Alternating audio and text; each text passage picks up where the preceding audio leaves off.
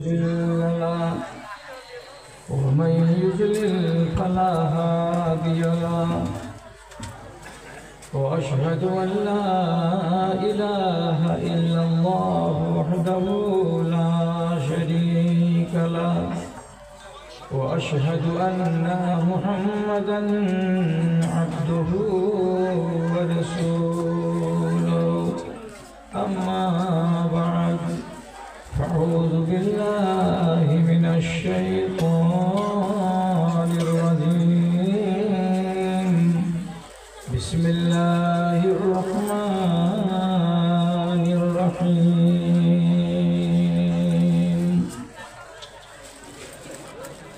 ومن أظلم ممن ذكر بآيات ربه ثم أعرض عنها إنا من المجرمين منتقمون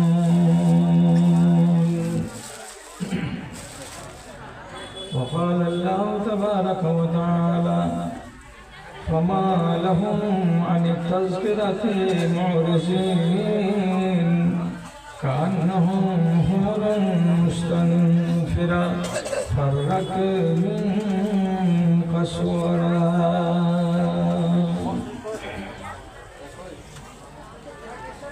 सुनो प्रभु ये निवेदन তোমাকে ডাকি আমি বাঁচি যতক্ষণ আমি বাঁচি যতক্ষণ প্রবাহিত নদী নালা কুল কুল কানে তোমাকে ডাকে এরা শুধু মনে প্রাণে এরা শুধু মনে প্রাণে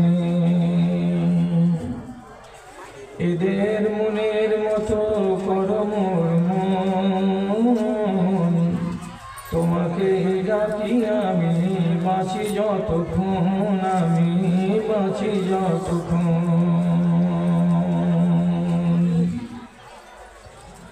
থেকে থেকে শুনি রাতে কত পাখি ডাকে থেকে থেকে শুনি রাতে কত পাখি ডাকে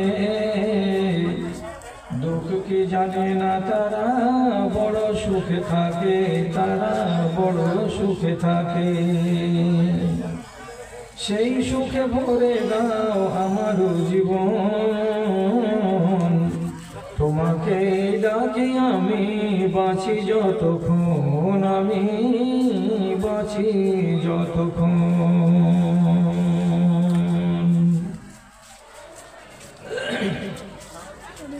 মাননীয় সভাপতি সাহেব সমবেত এই গ্রামের বিভিন্ন প্রান্ত থেকে মসজিদের একরাশ ভালোবাসাকে বুকে নিয়ে ও ইমানি জজবাকে সাথে নিয়ে উপস্থিত বিভিন্ন শ্রেণীর আমার প্রাণের ভাই এবং বন্ধুগণ তথা মজলিসের এক পাশে আড়ালে পর্দার মধ্যে বসে থাকা আমার স্নেহের মা এবং বোনেরা আল্লাহ তাআলার শুকরিয়া আদায় করছি প্রথমে এই অজুহাতে যে আপনারা এই আশুতলা কাহালার লোক প্রতিবেশী গ্রামের মানুষ কেন যে আমার জন্ম হচ্ছে বিশনপুর গ্রামে এখান থেকে মেরে কেটে 10 থেকে 15 কিলোমিটার দূর আপনি অবস্থান করছেন অথচ 65 বছর বয়স আমার হয়ে গেল আর বক্তৃতার জীবনে পা রাখা 50 বছরের কাছাকাছি হলো কিন্তু জীবনে এই গ্রামটাতে আসার আমার সুযোগ হয়নি আল্লাহ তাআলা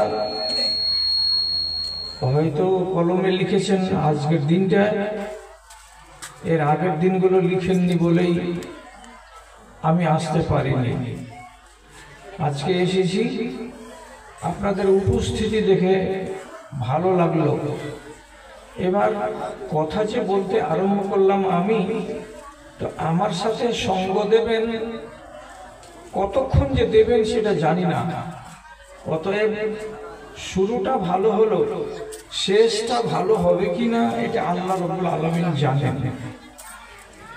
তবে আমি আমার মতো করে কথা আরম্ভ করছি। আমি ভাইদেরকে বলছি, মায়েদেরকে বলছি, আপনারা আমার কথাগুলোর প্রতি একটু কান খাড়ো করেন। কেন? আমি টেপ রেকর্ডের মতো একদিক থেকে বাজবো আর কেউ কথা আমার শুনছে না শুনে না এটা আমি দেখব না, তা হবে না। আমি বাজবো, আপনি যদি আমার দিকে কান লাগিয়ে রাখেন তাহলে, আর আপনি যদি অন্য দিকে কান রাখেন, আপনি নিজের ভেতরে কথা বলেন, নিজে নিজে ব্যস্ত থাকেন, তাহলে আমি ঠিকঠাক বাজতে পারবো না। আর দ্বিতীয় কথা হলো, আমি যে এসেছি তো আপনার কিছু রোগ আছে তাকে সারবো বলে আমি যে এসেছি, তা আপনার মনে কোনো কথা আছে সেটাকে শুনবো বলে। তাহলে আপনি যদি আমার কথা না শুনেন, আপনার কথা আমি কখন শুনবো? আপনি যদি আমার কথা না বুঝেন, তাহলে আপনি আর আমাকে জিজ্ঞেস করবেনটা কি? এই জন্য সবটির কাছে আমার অনুরোধ, আমি কি কথা বলছি কথাগুলোর প্রতি একটু সুবিচার করুন। খুব বেশি রাত হয়নি, আর এই অনুষ্ঠানের মজলিসগুলো রোজ রোজ হবে না। আজকে একবার হয়েছে, যদি কিছুক্ষণ আমাদের নিদ্রার ব্যাঘাত ঘটুক। এখন বাজছে ঘড়িতে রাত 11:30, আমি আরম্ভ করলাম 12:15, 12:30, এটা কোনো বড় রাত নয়। এ পর্যন্ত যদি সঙ্গ দেন তাহলে আলহামদুলিল্লাহ। এবার কথা আরম্ভ করলাম। কতটি লোক আমার দিকে আসেন কান দিয়ে, আমি তা দেখছি, বিচার করছি, মাঝে মাঝে আপনাদেরকে জিজ্ঞেস করব। কথা হলো, রাসূলুল্লাহ যখন নিজেকে নবী হিসাবে আত্মপ্রকাশ করেননি, তখন ওই মক্কার ডানে আর বামে ওই দেশের যতগুলো লোক ছিল, সমস্ত দেশের লোকগুলোকে বলা হয়েছে জাহেল। জাহেল মানে কি? মূর্খ। তাহলে যুগটাই হলো মূর্খদের যুগ। তো মূর্খ কেন বলা হলো, জাহেল কেন বলা হলো ওদেরকে? ওরা কি আমাদের মতো জ্ঞানবান মানুষ ছিল না? ওরা কি খাই না দেয় না? ওদের কি সমাজ ছিল না? বিবি বাল বাচ্চা ছিল না? ওদেরকে কিসের জন্য বলা হলো যে এরা হলো জাহেলিয়াতের যুগ?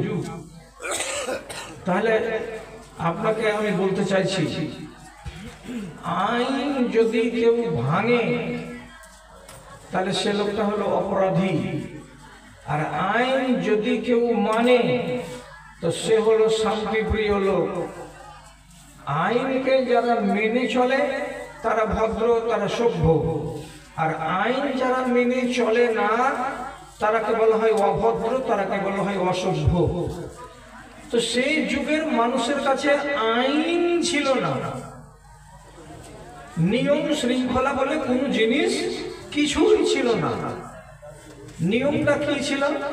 জোর যার, মুলুক তার।